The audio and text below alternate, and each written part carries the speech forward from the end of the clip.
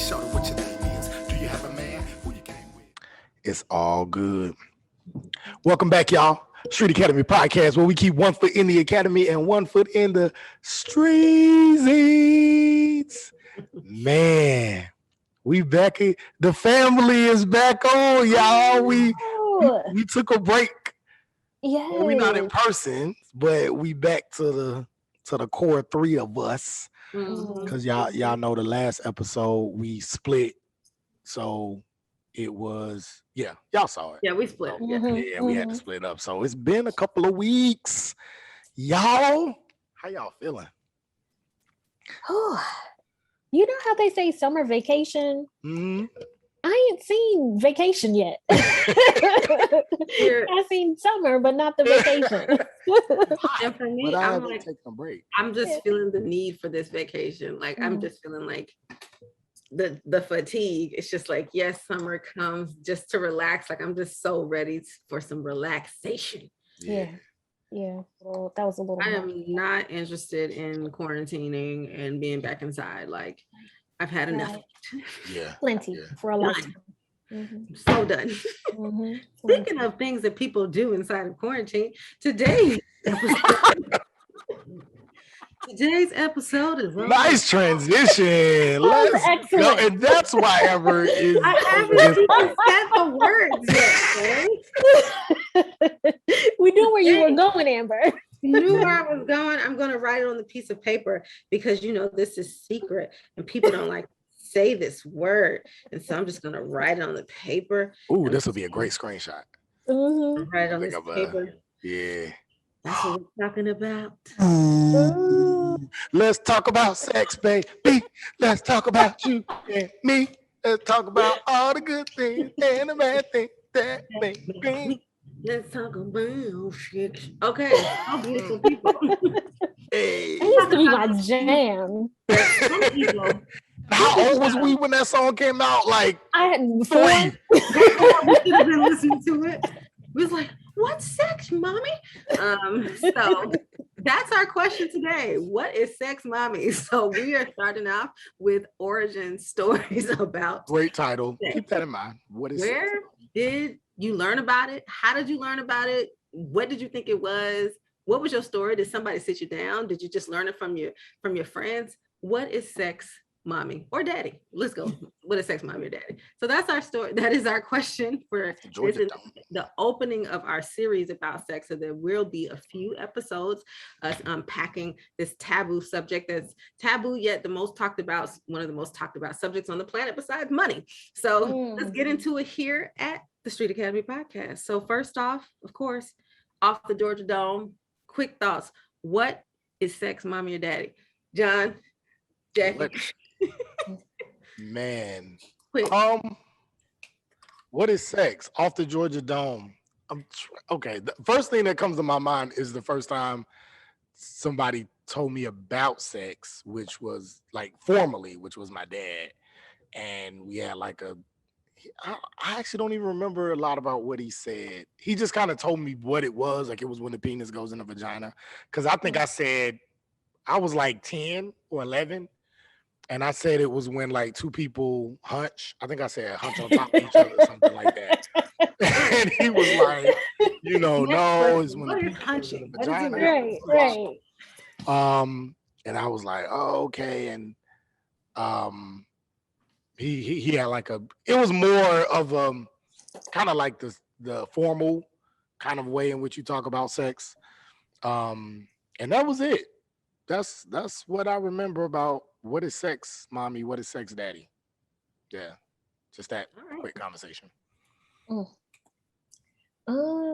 Sex is something that is taboo that should be way more normal, like should be normalized a lot more.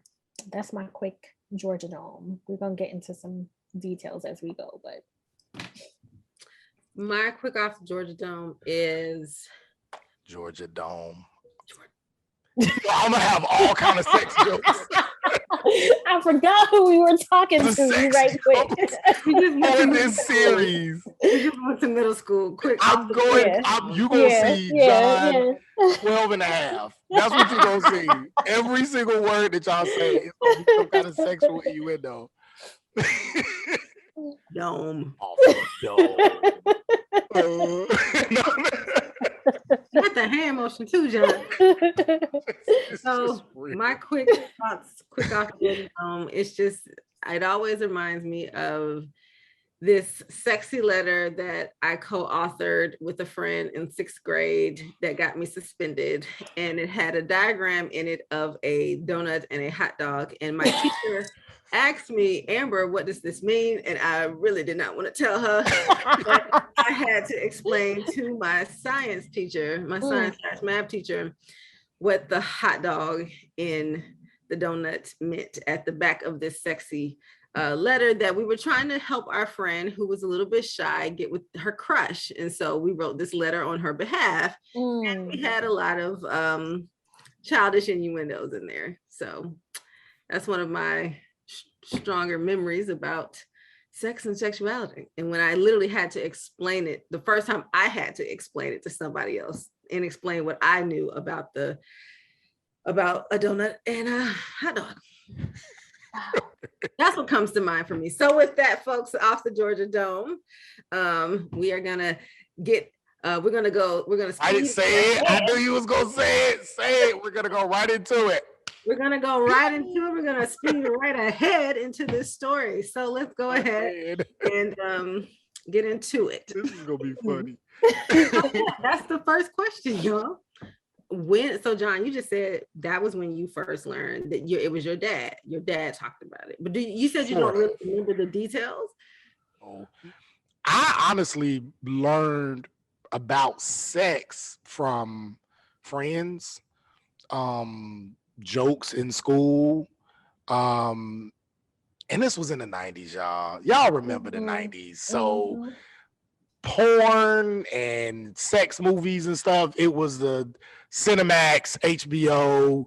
When your parents went to sleep and you and your friends are over and you glad, whoever friends' parents had, this the hood too. So whichever friends' parents had cable, you was over their house and you was like, oh, see if we can come to your house this weekend because your parents got cable. And then when they fall asleep, you try to turn to the sex movies or whatever.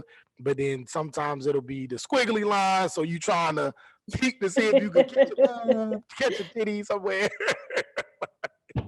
Like it was, hold on, pause real quick. Isn't that crazy what TV used to be? Like, I remember the squiggly lines, and every now and again it kind of like show something like you just and like that was the thing. And I remember saw a booty cheek. Yeah, you saw booty or you saw boob, and that's how you knew it was porn on one of those channels because we didn't always have cable either. But on the channel where it was the like squiggly, yeah. It's like we'd watch that when we'd be trying to watch something that we actually did want to see, because it'd be like, okay, there you kind of see a scene, but you can hear the audio a little bit. Right.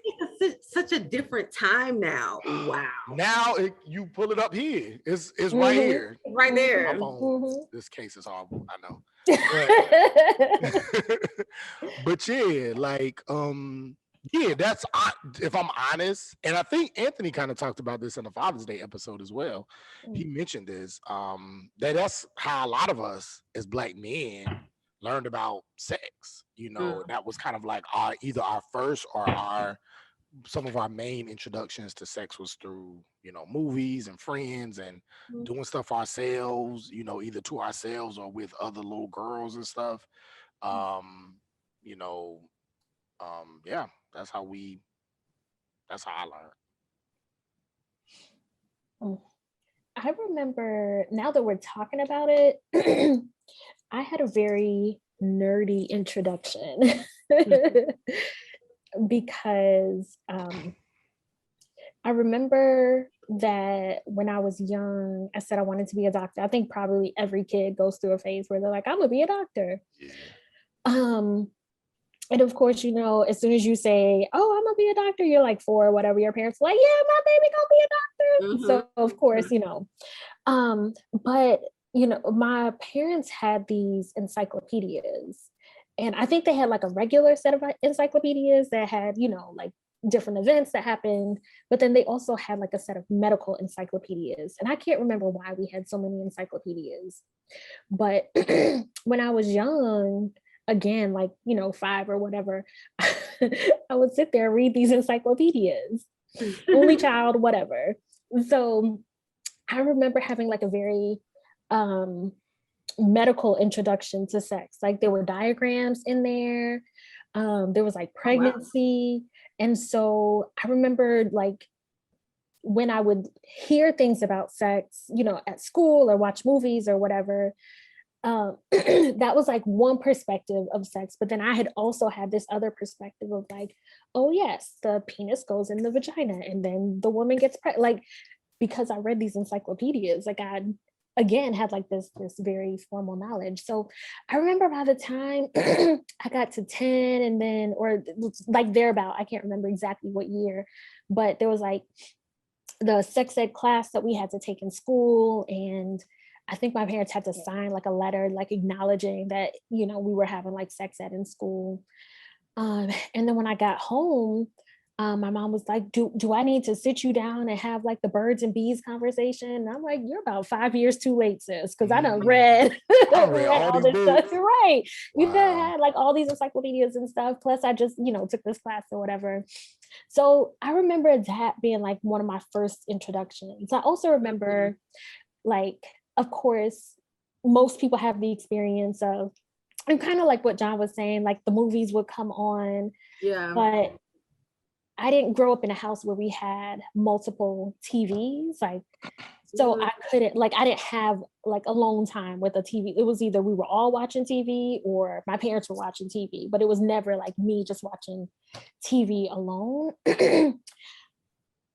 Yeah, not usually, not until they started leaving me at home alone when I was like a teenager or like older, like old enough to be left at home alone. So I remember like different movies, like the classic Black movies would come on. And my parents would like send me to my room because I was too young to watch like, I don't know, like New Jack City or whatever was on. And I knew that part of it was because there was sexual content. The violence wasn't really a big deal, but it was really if there was like a lot of sexual content that they wouldn't want me to watch that. So I put like 2 and 2 together, like, oh, obviously this movie has, some sexual content. And that was like my other introduction to it, because even though I was like not watching it, they would have the TV loud, like like we were in the movie theater. I would hear everything. Yeah, I would hear everything. I was like, I know what's going on. I know what scene this is. New Jack City was rough. That was a rough movie. So. Yeah, and I didn't watch that until like years later, So, but yeah, like that, I feel like that was like my introduction that I didn't even think about until we started having this conversation. For me too, it wasn't, and mine was not nearly as crystallized as either of you all's were. Even though like John, you had a conversation, and Jackie, you read about it. I think my parents have never had a conversation with me about like literally the activity of like never had like the birds and the bees talk. Like, no, I feel, but I'm certain that by 4th or 5th grade, I knew exactly what it was, because clearly by 6th grade, I had drawn the diagram of the donut and the hot dog. So by that time, I clearly understood anatomy enough, but I can't say when it became clear what it was. I think it really just happened over time through movies and stuff, just like how you were experiencing it in some ways too, John, like like watching the Cosby Show, and then the Huxtables, they like, they look at each other like, oh, and then it's like, oh yeah, they how scenes would end right before make the implication, yeah. So like the Huxtables would do that. We used to watch Martin a lot, and so Martin and Gina would always go. He would get on top of her. They would be like, ooh, and then like the audience would, and I'm like, I think in my childhood mind something made sense of like 2 people together doing something, or then I would also just see other movies and things of like people coming together, which also says a lot about kind of like the heteronormative way of learning learning about sexuality growing up in our era, because we did not have a lot of examples of homosexual love at all, or any other kind of blend of. And so that, I think that's kind of interesting too. And like, if you grew up trying to question something, that in the 90s, I'm not sure it would have been the place for you to have an alternative example besides hetero love. But anyway, so because when I think about it, it was always like, it was a man and a woman being like, ooh, or whatever. And so I think that's how I remember always feeling kind of a little uncomfortable, like, like when something would come on, I would just kind of feel like a little weird, because I'm like, oh, I think it's sexy time with people. And so I can't say when it clicked, but it's just like, it was piecing it together, I think, just over time. So that by the time, I remember my dad had this slight conversation. It wasn't a birds and bees conversation. It was a conversation in 5th grade, after my 5th grade graduation, where he was just like, you're getting older, boys are going to start liking you. And then that was pretty much it. And I'm like, okay, that's awkward. But it wasn't like a, what happens or anything like that. It was just like, boys are going to start liking you. So not until, I would say, the next brand of sex education that I got was at my academy, because I went to a Christian academy, and then all they showed us was like STDs and stuff. So that was like my first introduction to understanding sex. It was, don't do it. Look at what's going to happen to you. You're going to get an STD, and look at all these warts and things. And so that was also my like real first time of seeing anatomy outside of myself, or outside of like just little kind of clips and things that I would see. So it's just like, you have these like penises with warts on it, and you have these vaginas with warts on it, and all this other kind of stuff. I remember that was scary. Yeah, that was the brand of sex education, like literal sex education, that I got. Besides, approach. Yeah, of course, more than like, if there was like porn on the TV or something that you kind of saw, and you saw those clips and it was like, to like or something, but it wasn't like we would be sitting there watching it for real. So I don't think I still learned it that way. And then I think, porn is in some ways really just hyperbole. And so it's not the best way to learn about sex. I think it was just kind of like it's kind of like watching cartoons in my head to me. It just didn't translate as like, this is what it is. Right. And so it was just which, as you all were talking too, it made me think about how, like, I think you learn about sex, and then you also need to learn about anatomy at the same time. And I wonder like how much, when we talk about sex and when we talk about anatomy and we talk about nudity, like how do we, like the blending of how we learn about those things? Because how do you learn about sex without learning about the penis and the vagina, and so I'm just kind of like, when do we learn about anatomy? And I'm like, honestly, I remember seeing something.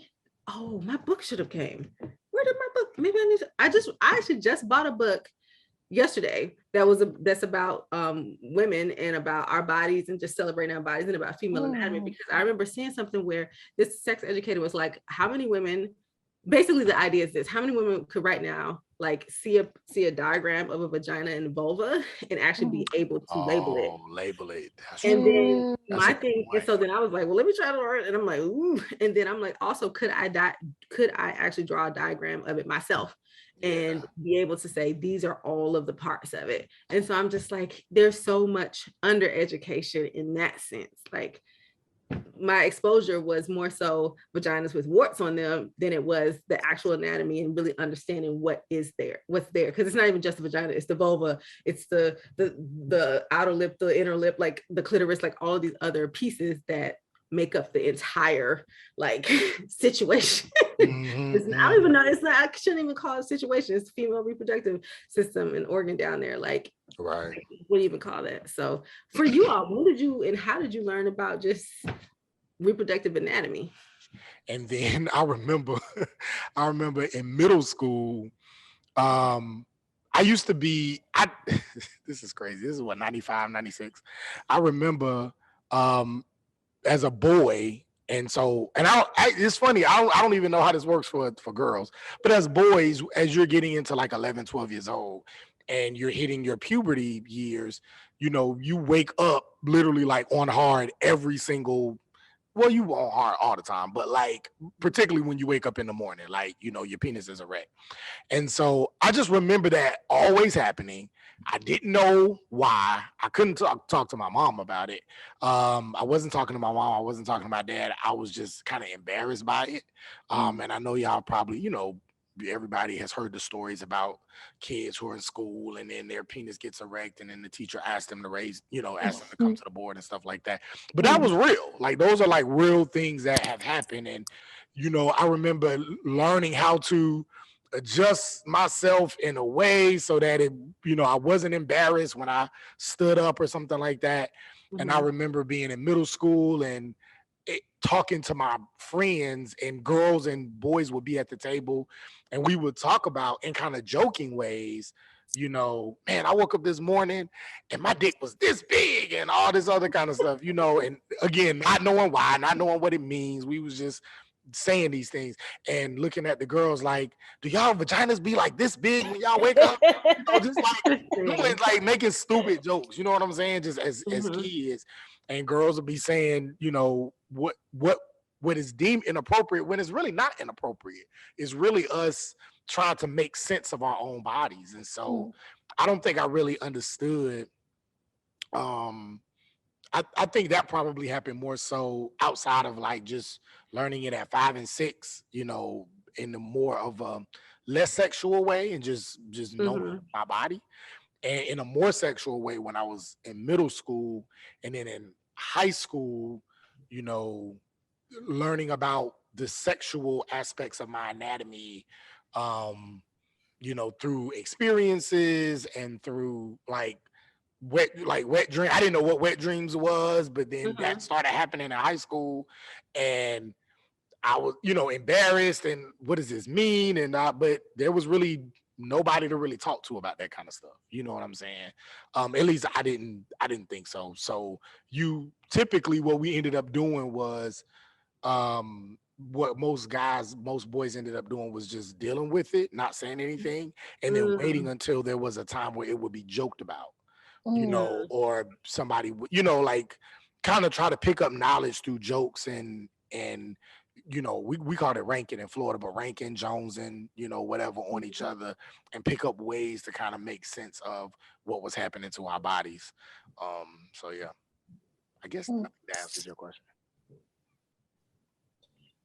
I feel like my clearest memories about learning about anatomy happened in college. And I think specifically because I went to a women's college. And so part of the culture. Shout out to Spelman. Definitely. And so, part of the culture of being at a women's college is understanding a lot from like the physical aspect as well as like the sociological aspect of like what womanhood is. And it was so funny, Amber, that you brought up like those STD pictures and stuff at your academy. And I don't remember that from my sex ed class, but I very much remember those images being a part of freshman orientation. Yes. And so that was probably the most graphic that I had seen. And I remember being like shocked, but I also remember my peers, like the ones who were in like the biochemistry, like the biology majors, even they who had like the medical background in it were like, oh, that was a lot. Just like the images that they showed and how they talked about it. And I remember them being like, this is real, we are being extremely graphic with you because we don't want this to be your reality as far as like STDs and stuff. And so, yeah, so the pictures they showed us were extremely graphic, but again, like that, I think was part of the context of being at a women's college. And so having like a thorough understanding of women's bodies. I think that, I don't know, this is my perspective. I would wonder if like my schoolmates feel the same, but I feel like from my perspective, it is equally expected to know, what year the school was founded and the importance of like Spelman as an institution as it is to know like where a vulva is and things like that. So sorry, y'all's homeboy just heard his homeboy come inside. So he just got up to go see him. But yeah, I think that was like part of like the culture at being at a women's college. So I think those are my clearest memories about like learning about the body, specifically women's bodies. So that makes me think about two things that y'all said. One is like the concept of sex as like, what is it? Is it an activity? Is it romantic? Is it just a biological thing? Is it something that it's just a reproductive pathway? Like, and for me, you know, one of my biggest experiences, it was more so portrayed as something that you would do to get something that you don't want. And so it's like, if you do this activity, you're going to get these warts, you're going to get chlamydia, you're going to get herpes, these things that you can't ever get away from. And so the way it was presented was not something that, you know, it's just like, what is the sex enterprise itself, you know? And then the other thing, speaking about anatomy, like what you were saying, John, I think it's interesting how at a very young age, children may begin to play with themselves and play with their anatomy. And that's just a part of it because they're exploring themselves. And so I don't know if you all saw a few months ago, it was like a big hullabaloo, this little cartoon that came out from this teacher who was in New York, who was teaching kids about masturbation and about their private parts. Oh yeah, Have y'all I seen heard that? about that. Yeah. I would love for us to take a moment to pause and look at that for the next series. I mean, not for the next series, but for the next episode, to say like what we really think about, like how old is too old? Well, no, how young is too young to learn about sex and to learn about masturbation and all of that. And then even the question of, well, does masturbation qualify as sex? So is it okay to teach a child about masturbation? And because in this video, it tells the children that it's okay to masturbate. And so I think some people would say masturbation is sex. And because you don't want children having sex, then they shouldn't be masturbating. Whereas other people will say masturbation is not sex. Masturbation is masturbation, and children may do it, and it's good for them to explore themselves. So that makes me wonder, like, as I bring all of those questions together, I want to understand from you all's perspective, like when you learned about sex, what was actually sex to you? Like what was taught to you as sex? Was it vaginal penetration? Was it oral sex? Was it any kind of activity with the penis or the vagina or the vulva? Like what was it portrayed to you, and what was the concept of it? Was it beautiful? Was it shameful? Was it something that was wondrous and magical? Like what was it?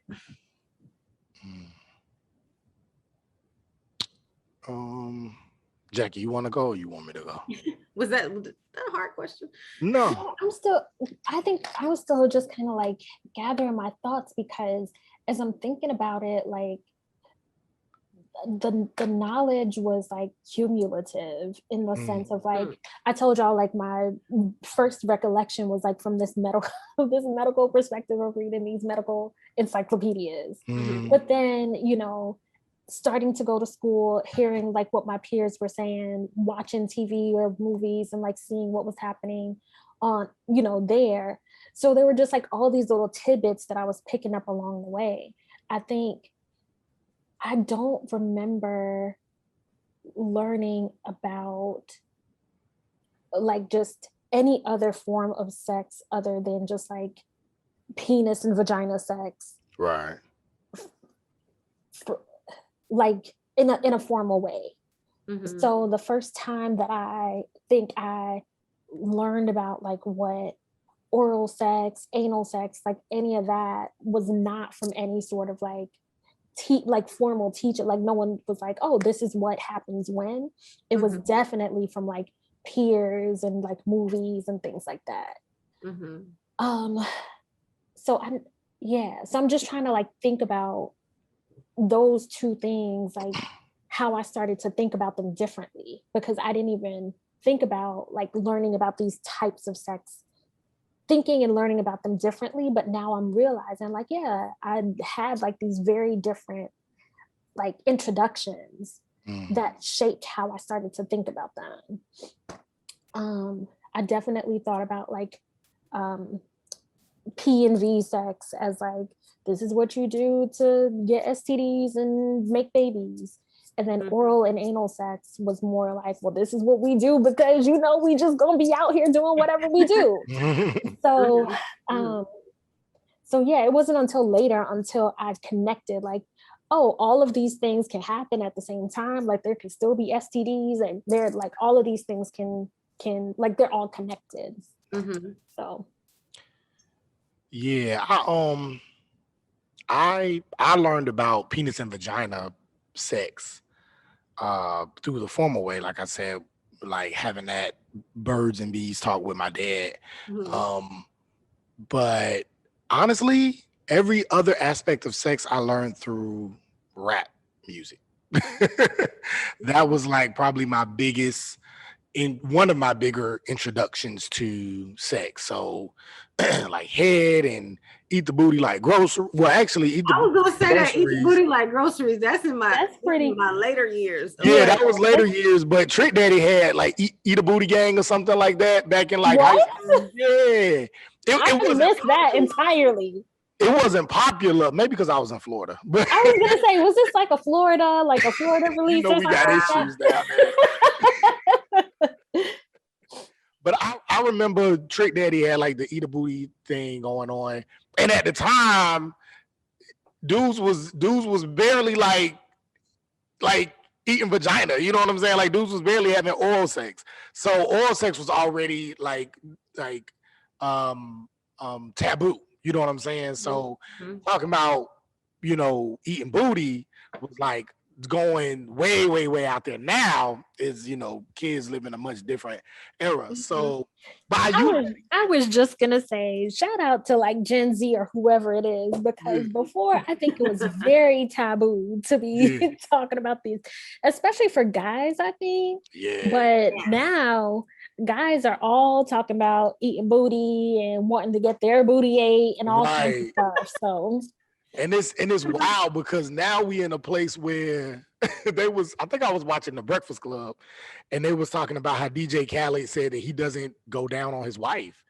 And everybody was like coming down on him, like, who you think you is? How you don't go down on your wife? How you don't hook her up? And she do what she done had your kids, nigga. She done did all this. How you don't go down on her? And women were like, leave him, sis. Leave him. Women was like, oh, that's grounds for divorce. I did not see that whole thing. Like, you know, keep going, John. Oh, no, go ahead. You jump in. I distinctively remember another way that I learned about sex was on Comic View. Did y'all used to watch Comic View from being? Yes, I completely forgot about Comic View. My parents loved Comic View. And yeah, we were supposed to be out of the room by then. But you know, me, my sister, my brother, we just kind of sneaking in. Just trying to like disappear and fade into the background so that our parents wouldn't notice that we're still in the room with them as like TV shows change, and it gets later and later. So I remember there were so many sexual jokes. And I remember just little things, and I think that's how I learned a lot. And I remember distinctly learning about Downtown in '69 because they would always talk about that on Comic View. I didn't know what it meant though, but I knew it was something sexy and nasty kind of, and that was so. I remember Downtown, like from men going downtown, that was like a taboo thing. But and then when people would say 69, I'm like, I never knew what a 69 was. I think it took me years to learn. I'm pretty sure I didn't learn about what a 69 was until high school or maybe even college. I was like, so I don't understand. What do you mean a 69? Like, what is happening? And so I just. That's so funny. So I remember, I know. I remember Downtown being just a thing that one would say, like, man, I remember hearing male comedians say, like, well, I'm gonna go downtown, and the audience just uproar. Yeah. Like, what's downtown? What's downtown? Right. Piece these things together. And not until high school did I really start. No, it was middle school, because I remember there was a girl who was giving head to some other kids or something. And so there was this thing about like, what is head? And I'm like, well, head is all these different things. And then I'm like, oh, so women can get head too.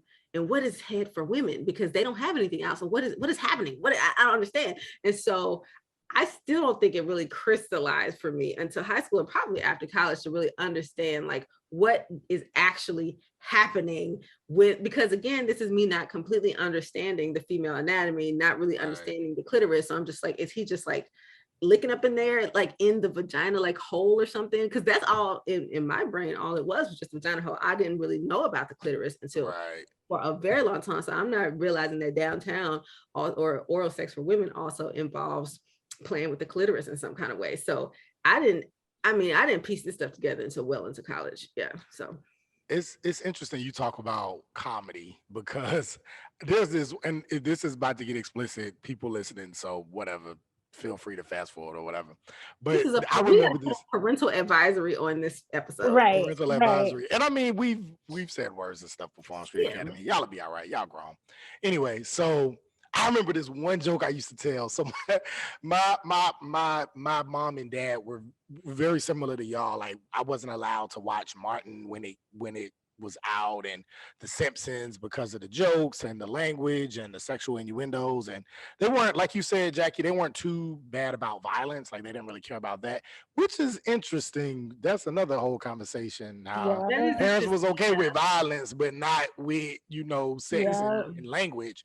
And it's like, so you don't want me to hear fucking shit, but you want me to see people just like shooting each other. You know what I'm saying? Like, I would much rather my daughter curse and say bitch ass hoe than to be, you know what I'm saying, shooting shit up. You know what I'm saying? Right. Like, so but that's a whole nother conversation. But they obviously they grown, and so my dad was big on comedy, and he used to have these HBO he had Def Comedy Jam on HBO. And so what he would do is, or what I would do is, when he would go to sleep, or take naps in between jobs, I'll wait till he was like good and like not first into his sleep, but like 15, 20, 30 minutes into his sleep. And then I would go through his VHS tapes, and I would pick out all the play the tape. And I was watching them. And what I would do is I would remember all like the Chris Tucker jokes, Bernie Mac jokes, Martin jokes, and then go back to school, and I would tell them in like at lunch, at recess, in class, and be cracking everybody up, because I knew they probably wasn't allowed to listen to this either. And it was one joke I used to tell. I didn't know what I was saying. This was a Bernie Mac joke. And he told this story. He said, and I mean, this is not nowhere near as funny as how he tells it. But there was a joke where he says, you know what? I don't like women these days. Women these days, they just feel like they could just say anything to you. Like, they just come up and just say stupid shit, right? Like, I had this sister, she came up to me one time, and I'm just chilling, like a Mac, like I do, I'm just chilling. And she come up to me, she say, hey, Mac. I say, hey. She said, I want to ask you a question. I say, sure. She say, Mac, tell me something. Does pussy taste like pumpkin pie? And he say, I was offended. How the fuck she just gonna come up and ask me some question like that? Does pussy taste like pumpkin pie? I ain't never had no pumpkin pie. I used to tell that joke all the time. Tell that joke all the time. And put school, had the whole cafeteria cracking up. I ain't know what I was talking about. I didn't know what I was saying. I was gonna ask, did other people know what you were talking about? No, none of us. Probably some of us had probably done it by that point, but most of us had not. You know what I'm saying? But it was just, it was funny. It sounded funny. And so it's interesting you say that, because I used to, because that's how I learned a lot, through like comedy and like all that other stuff. So yeah, something new. That's new. Something new I learned about sex. I'm gonna have to go back through my little, I told y'all that. So there's one page that I follow that I very much enjoy.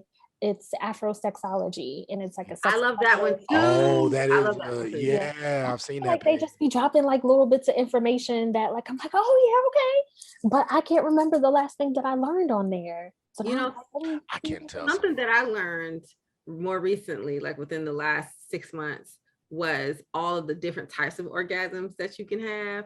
They were speaking from a woman's perspective, and like how you can have an orgasm just straight from nipple stimulation. Some people can do that. Like that's all. It's just like straight nipple stimulation and you will get an orgasm. And like other just like there's like a full body orgasm. There's more, I don't know, what were the other ones? I can't even remember them all, but just knowing like all of the different types and the ways that you can get there, they're all different. And that the majority, this isn't as new, but like within the past like 6 or 7 years, I learned that just so many women don't actually have orgasms at all, or have never actually experienced a full orgasm. And I'm like, this is not going to be my life.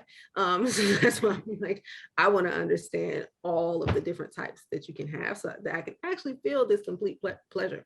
So for me, that was a more recent thing. It's just all of the different types that you can have, and like how some women can just like straight get an orgasm just from nipple play, which that's exciting to me. I don't know if y'all remember this movie called The Untouchables, but I saw it like years and years ago. It was I think it probably is my favorite movie. It's like a French movie, and then Kevin Hart remade it. It's about a rich white man who is a quadriplegic. I couldn't remember if it was quadriplegic or paraplegic, but he's a quadriplegic who then hires like this Black guy to become his caretaker. And I have heard of that. Okay. Oh yeah. So in the yes, the guy from Lupin is in it. Yes, I watched it. I loved it. You watch Lupin? Yes. Okay. That's a whole nother topic because I love that show. But there was one part in the movie, of course, he's quadriplegic, but the guy that Kevin Hart plays in the US version, he hires some prostitutes. And so they're in there and they like play with the guy's ears. Mm-hmm. And so apparently like that was another way. And I was like, oh, news to me. Mm-hmm. Oh, I didn't know that. I don't know if it was just because he was quadriplegic or if this is just like a general rule. A general thing of playing with ears. One thing I learned recently, this might have been like a month or two ago, that if you're having sex with a woman and she is emitting like a certain white, like if there's like a white fluid that's coming out of her vagina, if it's like thick, I can't remember which is which, but if it's thick and creamy, then she's more likely to get pregnant. And if it's more like a milky kind of emission, then she's less likely. Like you can basically, like you can ejaculate inside her and she probably won't get pregnant. So there was there's and this is what somebody told me who has like a biology background, and they were telling me this. I didn't look it up, so I don't know how true it is. You know, this could not be true, so don't come at me in the comments or anything. This is just something I was told. But yeah, like different types of emission means something different about how ready she is, you know, to be pregnant. But I actually don't,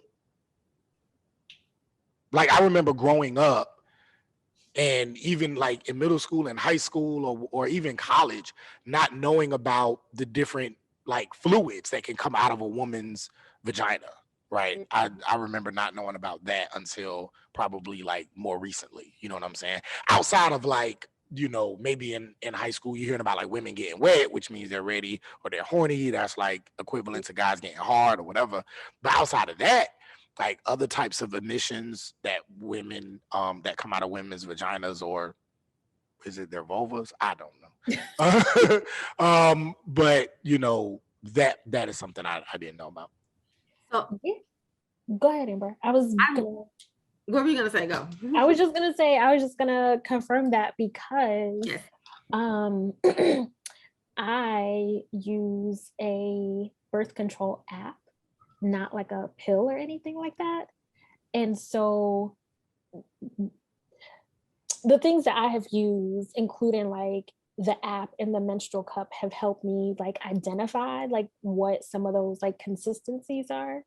Mhm. But yes, that is absolutely true. That like admission changes. Charge. Mhm. Yeah, I was gonna say, is it a discharge? Is it an admission?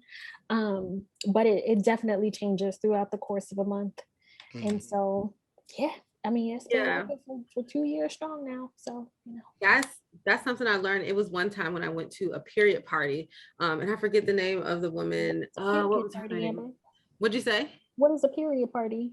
A period party was where it was this woman, I think it was called like PSA. Black Moms Blog, something like that, where she was just bringing women together to talk to raise period awareness and to also have young girls there to talk about their periods. Well, not just their periods, but learn about what it means to have a period, and to not have shame attached to it, because there's like, I think there's like either a period awareness month or a period awareness day, because periods are also a taboo topic, and therefore also products that are related to periods are also very taboo. And in this age of us all being a whole lot more empowered, and also Black women being more involved in entrepreneurship, people are finding solutions for these issues that we've been dealing with forever, which is like so many women have strained relationships with their bodies because of their periods, and also they don't know how to actually just manage a period at all, and it's just general lack of body awareness, seriously.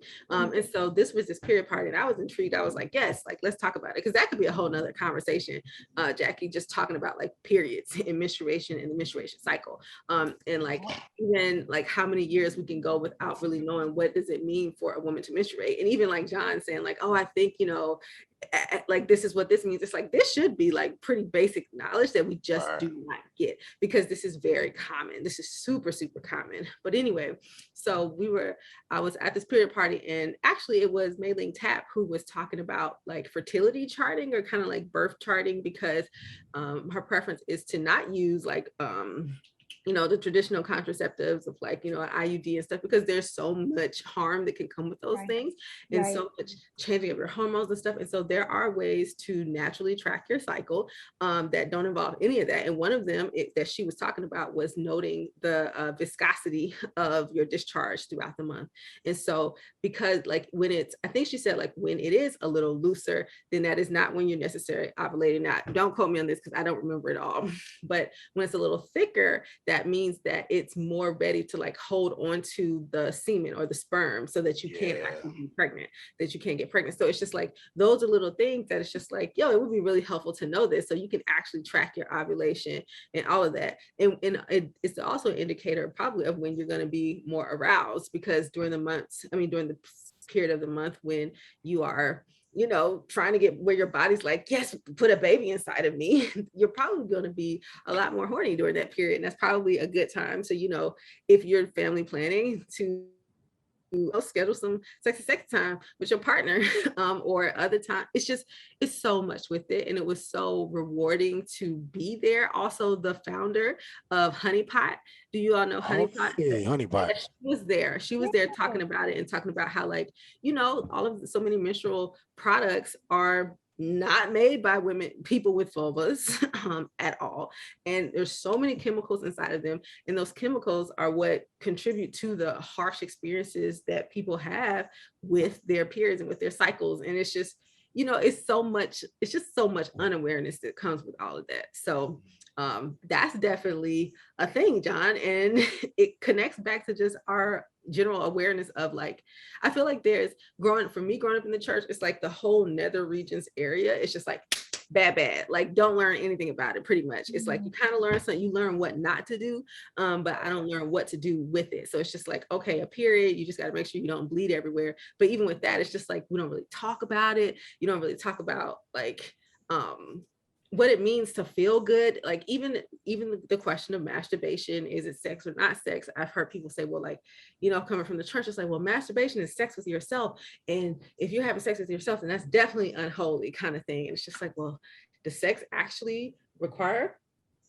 another entity? Is sex a spiritual connection between multiple people? And if it is, then it's no way for me to have sex if I'm masturbating by myself. I just feel like all of those questions kind of remain unanswered. And especially from the church's standpoint, it's just like all of it's bad. You don't learn about none of it. And I just feel like it's time that we start just talking about it straight up so that we can be free in this whole thing, because I want to learn about it all, because I think it should be common knowledge that it's just like, yes, during a woman's 28-day-ish cycle, these are her different things, and that whoever her partner is should know about those things. Like, this is normal. In the same with like period commercials using blue using blue liquid to depict blood, and it's just like, this is not the truth of it. It's kind of like, this goes back to, this being a patriarchal society and things misogynistic, and anything that's related to a woman supposedly is nasty and dirty. So you don't talk about period in the actual commercial.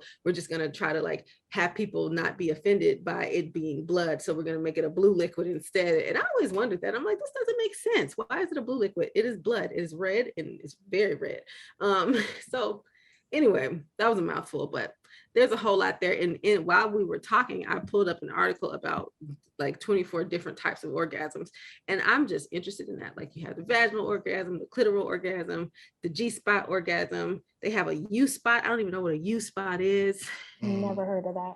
Oh, it's close to the urethra. I also have recently done some more research on squirting and what it means to squirt for a woman, and what that actually is, and what's the squirt fluid is actually composed of. I feel like there's so much more for me to learn. And I've heard about the and know about the different levels of orgasms and different types. I didn't know it was 24 of them, but different types of orgasms for women. And I know that there are levels, but I think something that I think a lot of women don't know about men is that men have levels of orgasms as well. Absolutely. And I think, and this goes to a larger kind of conversation about how society just makes men seem so barbaric, archaic, and simple. Guys are simple. They just want football, beer, and sex. You know what I'm saying? And it's just the same thing. Ha ha ha. Oh, and food. And that's it. And food, right? and right, like wings. You know what I'm saying? Like, that's all we want. And it's like, there are these like levels of orgasms even for men, right? Mm-hmm. And that just because a man ejaculates or comes or whatever doesn't necessarily mean that this was like, there's different levels to those as well. I don't know if there are 24 of them, and I don't even know if there's even any information on that, but that would be interesting to also see as well. Just now, I do know that the woman's vagina, I believe, I don't want to say I know, but I believe that the woman's vagina is more complicated, and not just the vagina, but because I know there's other parts. There's like the vagina, then there's the vulva, and then there's the clitoris, and then there's like a whole bunch of other parts in the reproductive area. And so it is complicated. It has like 8,000 nerve endings, I think, in the clitoris, more than in the than on the tip of the man's penis. So it is much more detailed and much more complex. But the male sex organ is complex as well. And so I think it is, but I think when we push forth these ideas that men are just these very simple, they don't require much, kind of creatures, and then some men just fall into that and not really challenge that, then that goes into sexuality as well, and what men and women think about male sexuality. Well, that's one of my questions. So this is what I was going to say to our audience. We are looking for a sex expert who's also pro-Black, a person of the African diaspora, and who we can invite on the show and ask some general sex questions to. We would love that. So if you know anyone or would love to connect us with someone, please email us. Let us know. What's the email address, John? The email address is streetacademypodcast@gmail.com, I believe. Or streetacademypodcast1. Okay, or just comment on one of our posts, right, or DM us about this episode, or DM us, because we would love to have an expert on here to answer some of your sex questions. And well, we're gonna get somebody on this podcast to talk about this, because there's so much more to learn, so much more that we can talk about, and we want to talk about it at the Street Academy podcast. So with that, what are our takeout boxes for this episode? What's yours, Amber? My takeout box is I want to get into some encyclopedias like baby Jackie was to start reading for myself. So in the mail right now is this book called The Girl Guide. That's what I mentioned earlier by this I guess I could say like this, she's a, I don't know what I would call her, but her name is Marwa, and she is a roller skater and she's a performer. And I guess she's an author too. And I just follow her on Instagram. I think she's really cool. I also bought her roller skates, and that was my first shot at trying to ride those roller skates. Like, I am not a skater at all. And that'll be some future episode conversation about what it feels like to get back in there and just, I don't know, like habit formation and learning new things and trying new things. It's just, I mean, it's not that I can't roller skate, but it's just, anyway, the point is, The Girl Guide, I just want to read more. That's what I think. I'm like, you know what? Sometimes you just have to sit there with yourself and just read and diagram and figure stuff out by yourself. But not just by yourself. We're here in community too. But I feel like that's what I want to do next when it comes to just learning more and more about sex. It's just to read and to just start diagramming stuff, because I do want to be able to diagram the reproductive anatomy myself. So that's my takeout box. I think I'm just thinking about how we piecemealed all this information together, you know, just like as we were growing up, gathering it from different places, and now realizing that there's just so many more places where people can get information from.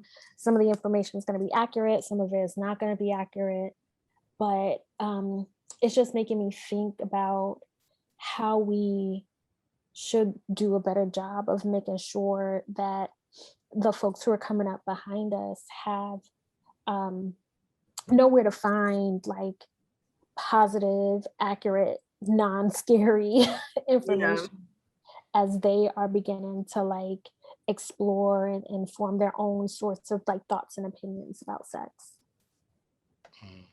Very true. I second that.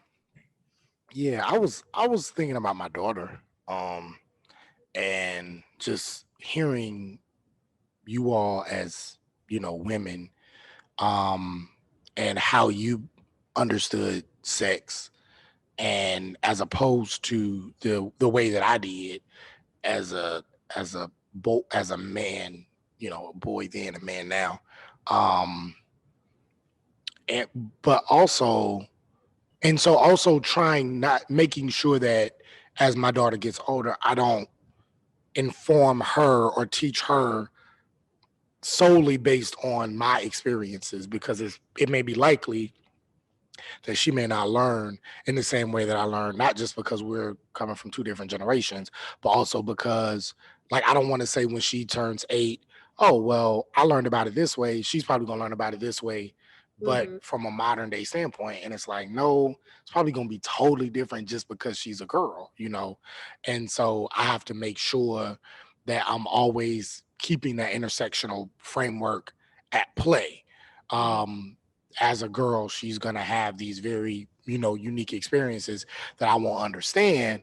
At the same time, don't allow that to make me scared and fearful of trying to understand and know and engage with her about her, you know, upcoming sexuality and ideas and things like that. So and I've tried to actually even now like have conversations with her about her body, and you know, like when I'm bathing her or something like that, and she'll be 4 in August.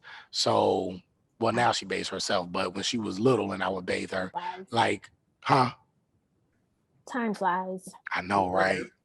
I know she's gonna be 4 in Wow. August. But yeah, I would have conversations like, hey, don't let nobody touch you here, and you know, this is a no-no zone, or this is your private parts, or something like that, you know.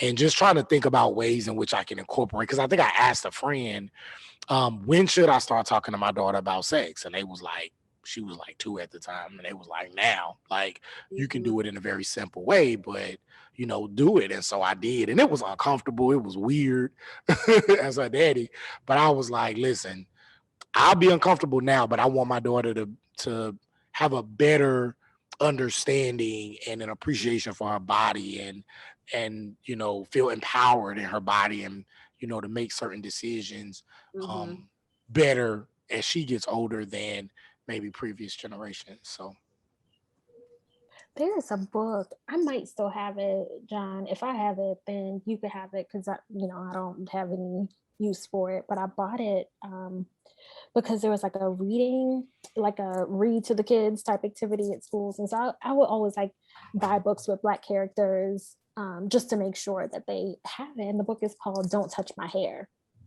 But even though it's about this little Black girl who has like this big crow and people keep like petting her. So of course, that resonated with me, but I think just in talking about, talking about the book, like it wasn't just about hair. It's like you have control over your body. Like don't let people touch you over your body. And I think like that was a good way to introduce just consent generally to kids. So we're gonna keep going. Hey, that being said, all hearts and minds, are we clear? Are we good? Are we light right now? Everybody good? We good. Have we stripped ourselves? I was gonna say so. Stripped ourselves of the social expectations around sex and allowed ourselves to dance around the pole of freedom. God, it's great. On our floor of liberation. Yes. I love it. Yes. And allow acceptance to rain down like dollar bills at Magic City. That part. Yes. Only John. Yes. Y'all go watch Behind the Pole on All Black TV. It's this new what is it called? Reality show about women who were like former strippers.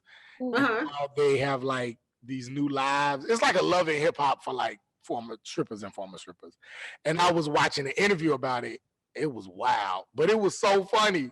And I said, I think I need to watch this, or at least one episode just to see what they talk about. Oh, I'm curious. It's called Behind the Pole. Oh wow. Yeah, and I think most of the strippers are like they have worked in Magic City in Atlanta, so that's where they got a lot of them from.